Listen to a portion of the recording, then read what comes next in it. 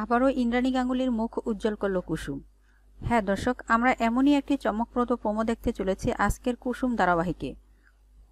গত পর্বে আমরা দেখেছিলাম দেবলিনার ষড়যন্ত্রে অজয় কুসুমকে আটকে রেখেছিল মন্দিরে, আর ঠিক তখনই গাঙ্গুলি বাড়িতে চলছিল গুরুত্বপূর্ণ ফটোশ্যুট। সময় ফুরিয়ে আসছিল, আয়ুষ এবং ইন্দ্রাণী গাঙ্গুলি হার মেনে নিয়েছিল।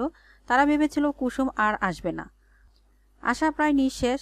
কিন্তু ঠিক তখনই শুরু হয় কুসুমের বাঁচা মরার লড়াই। অজয়ের হাত থেকে নিজেকে মুক্ত করে দৌড়ে বেরিয়ে আসে কুসুম। অজয় তাকে কিছুতেই গাঙ্গুলি বাড়িতে যেতে দিবে না, কিন্তু কুসুম হার মানার পাত্রী নয়।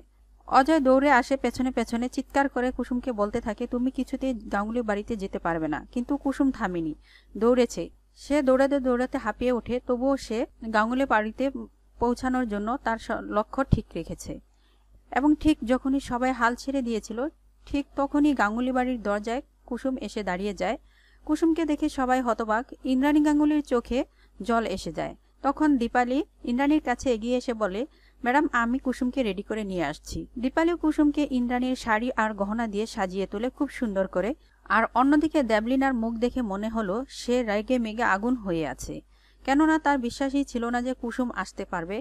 তাই তো সে নিজেই ইন্দ্রাণীকে রাজি করিয়েছিল তার শাড়ি গহনাগুলো যাতে সে কুসুমকে পরায়। কিন্তু নিয়তি আবারও প্রমাণ করলো কুসুম থামার মেয়ে নয়। সবশেষে শুরু হলো ফটোশ্যুট। আর কুসুমের স্টাইল, আত্মবিশ্বাস, সৌন্দর্য দেখে মুগ্ধ হয় আয়ুষ ও ইন্দ্রাণী। ছবি পাঠানো হয় বিদেশি ক্লায়েন্টদের কাছে। তারা কুসুমকে দেখে এতটাই মুগ্ধ হয় যে সঙ্গে সঙ্গে আয়ুষের সাথে ডিল চূড়ান্ত করে ফেলে।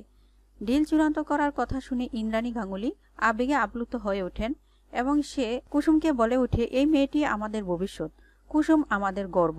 এভাবেই আবারও জয়ী হলো কুসুম নিজের সাহস, আত্মবিশ্বাস ও ভালোবাসার জোরে।